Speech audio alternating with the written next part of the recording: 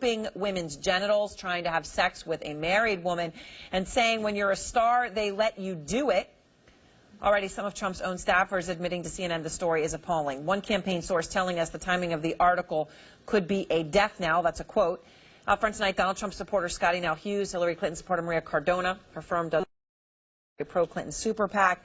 New York Times political correspondent Patrick Healy and Washington Post political reporter Philip Bump. Okay, thanks to all. Scotty, you're the first female, Trump surrogate to come out and speak since this happened. I don't know if you just heard the reporting a moment ago. Dana Bash was saying, a top GOP person who supported Donald Trump said, I don't know how any woman in America can vote for Donald Trump now. This is someone who supports him.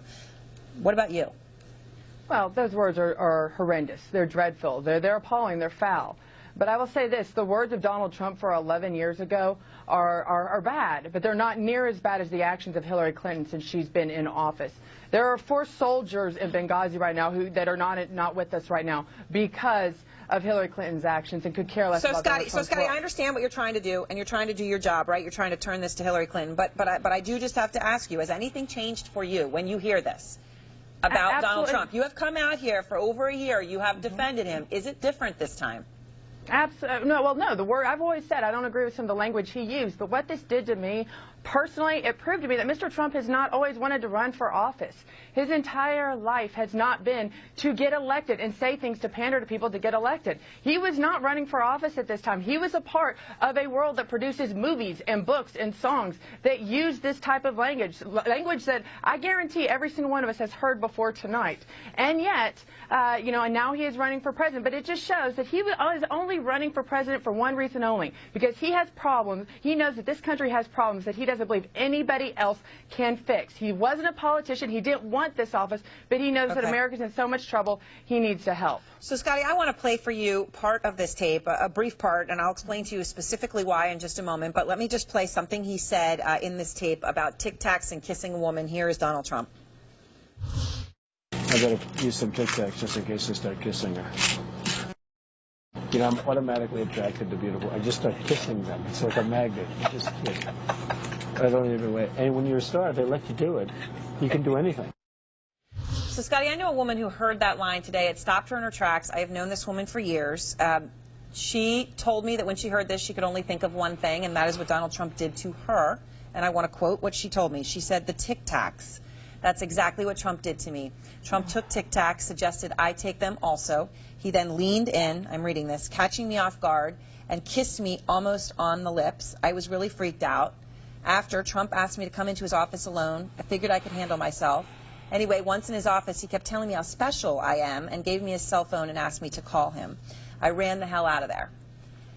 That was in 2010. He was married at the time. This is the exact story that Trump said. This isn't Trump just saying something to make it up. This happened to someone I know. Well, and I apologize, but honestly, that's something I don't even know that story. It's not been reported to. Mr. Trump has not said that, has not confirmed his campaign. I can't address to that issue. I don't think it's any surprise back to the audio tapes from 11 years ago that Mr. Trump has liked beautiful women. Like I said, he lived in that world. That was his world, celebrity.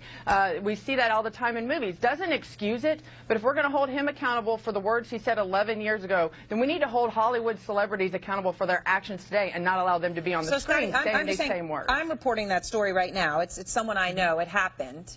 The implication, this is just one person, of course, but when he told that story, is that he did this to a lot of people. He wasn't kidding when he said, I do. He gave her a Tic Tac. He tried to kiss her. This was in 2010. If these kinds of things start surfacing, does this change anything for you? Well, did it change for Bill Clinton when he ran for office? I mean, he had 17 women that claimed rape, claimed sexual assault, claimed affairs with him, and that didn't change. In fact, if Hillary Clinton would have been honest at the time, as she was to her friend Linda, he has problems in this area because he didn't have a dad in his life and would have been honest, maybe we would not have had a 19-year-old in the Oval Office in a blue dress and a cigar. So if we're going to look at the background and start holding him accountable, but what we saw today was Mr. Trump apologized. He said this was wrong. He said he did not agree, that he would not do this. It shows that he is actually evolving. Maria. Aaron, I really do feel for my colleague Scotty, my colleague Corey, and all of the Trump supporters who have to now come on and really defend the indefensible. And we've always said that what he has done up until now, and even not counting this, has been indefensible. The problem with this is that Trump supporters love to say that he's running for office and people support him because he speaks from the heart. Yes, that is exactly right. He does speak from the heart, and that is what should scare everybody to our core. We have heard him now, what is in his heart, what is deeply in his heart, what he talks about when he thinks the microphones are not hearing him.